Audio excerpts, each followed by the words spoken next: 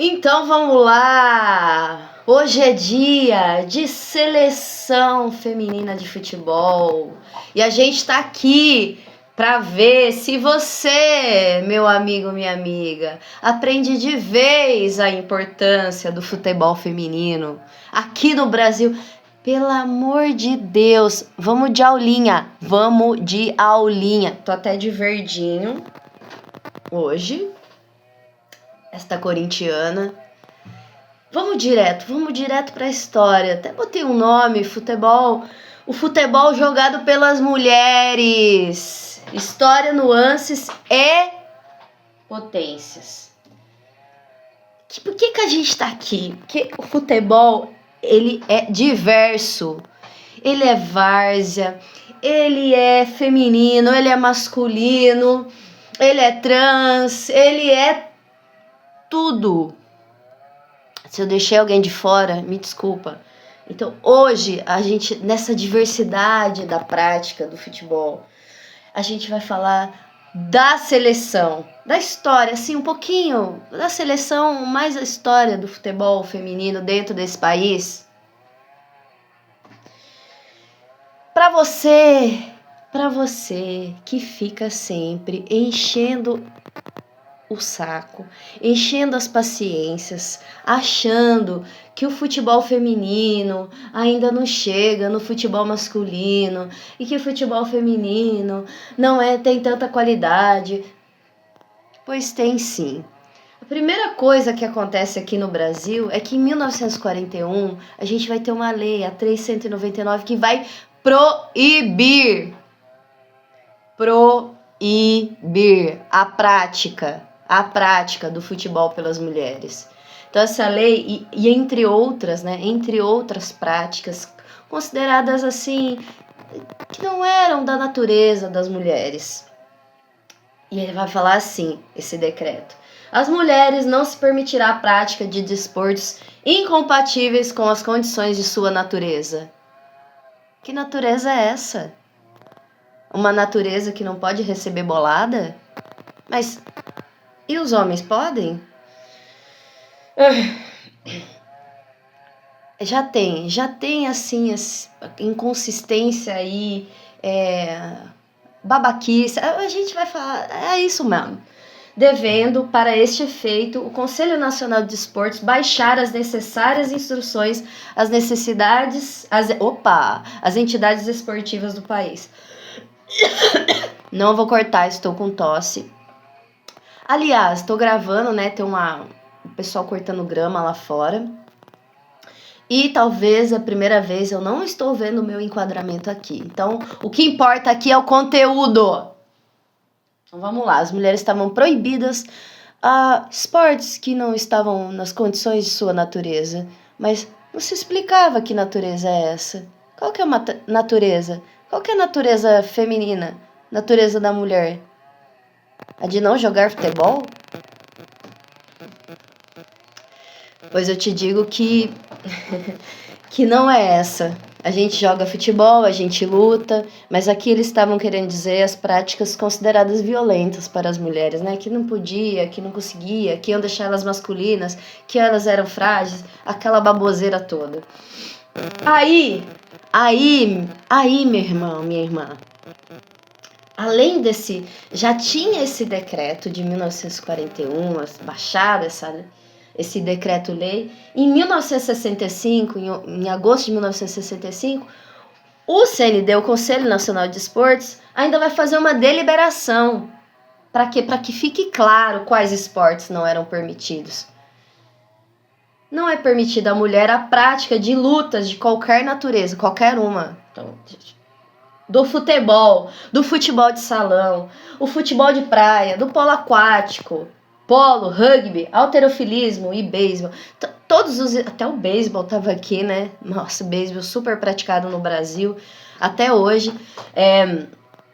Esportes que tinham ali, né, contato, esforço físico, uma certa, entre aspas, violência física, né? Porque você tem aquele contato.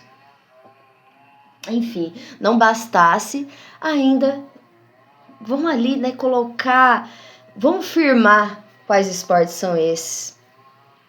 Mas como? Você acha que as mulheres não iam praticar futebol por conta de lei, por conta de decreto, por conta de alguém colocar que elas não poderiam praticar? Não, meu amor. As mulheres vão ludibriar a lei. Ludibriar, e não só elas, tinham homens nessa parada também. Vamos colocar aí, porque era necessário o suporte deles para que essas mulheres entrassem em campo, literalmente. E como? Pelos circos. Aí você me fala, por que é tirado sarro da mulher? Ai, que ela não joga bem, dá risada da prática, aí não é legal, olha, ela não tem habilidade. É por isso. Vem também daí, ao mesmo tempo que era uma forma dessas mulheres poderem praticar. Então, você tinha ela como o futebol e elas como atração circense, e aí aconteciam jogos ali locais, dentro de pequenos estádios. Essa informação eu não tenho, né, esse contexto histórico, se tinham esses jogos aconteciam também em estádios maiores, e aí elas eram tidas lá como atrações circenses, mas a prática do futebol jogado pelas mulheres estava acontecendo. Então quem vai trazer isso? A Giovana Silva, a Aira Bonfim e o observatório ali, que é fácil de encontrar no Google, observatório da página, né? Observatório Racial do Futebol, tem ali também falando sobre isso. Depois, em 1900, eu não coloquei aqui, mas em 1979, esse decreto caiu por terra, a gente está ali partindo para o fim da ditadura. E em 83, já antes desse fim da ditadura, em 85, a gente vai ter a regulamentação do futebol feminino no país. E aí vai falar sobre as práticas, como poder jogar, o que poder fazer, e aí tá autorizada a prática, enfim. Depois vai ter um torneio experimental na China, em 1988, e o Brasil participa, e a base desse time vai ser o Radar, que era um time já bem montado, que faziam competições nacionais e internacionais, e era um time considerado muito bom. E a base desse time para fazer esse torneio experimental em 1988 vai ser o Radar. Depois, em 1991 vai ter a primeira Copa do Mundo FIFA. Daí você quer comparar o futebol masculino com o feminino? Com quase, vamos colocar aí, ó, 30, 40, 50, 60, 70, 80, 90. Eu tive que contar, 60 anos. De diferente, assim, de tendo torneios oficiais. Em 1930 a gente tem no Uruguai a primeira Copa, e em 1991 vai ter a primeira Copa feminina. E o Brasil já participa. Em Atlanta, em 96, vai entrar o futebol feminino, enquanto em 1908, se eu não me engano, 4, essa eu esqueci de anotar, o futebol masculino tá participando desde lá. Aí não dá, né, gente? E a nossa seleção, que hoje joga? A nossa seleção, na América, não tem pra ninguém. 8 vezes campeã da Copa América. É a melhor aqui, né? Sul-Americana não tem jeito, Brasil domina. Na Copa do Mundo, o Brasil teve uma participação em 1999 com o terceiro lugar, e em 2007 foi vice-campeã.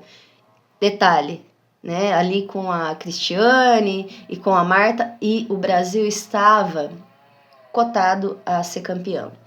Então a seleção feminina estava assim como a maior representante daquela Copa, mas acabou sendo vice. Como aconteceu nas Olimpíadas, apesar sempre para os Estados Unidos, na 2007 foi para a Alemanha, e nas Olimpíadas Estados Unidos, ali, 2004, 2008 e em 2024 de novo. Em 2024 a gente estava crente que a gente ia ganhar esse ouro.